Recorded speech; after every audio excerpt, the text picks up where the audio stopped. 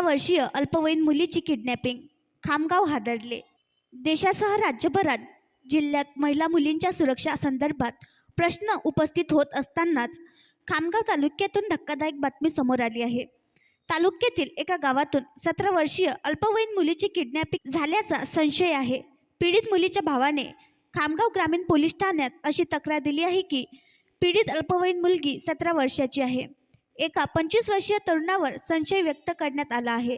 केशव साहेबराव हागे असे संशयित तरुणाचे नाव असून त्यानेच आपल्या बहिणीची किडनॅपिंग केल्याचे तक्रारीत म्हटले आहे. घटनेच्या रात्री पीडित मुलगी आई आणि बहीणसह झोपली होती. आई आणि बहीण गाढ झोपेत असताना पीडित मुलगी अचानक गायब झाली. तिचा सगळीकडे शोध घेऊनही ती सापडली नाही.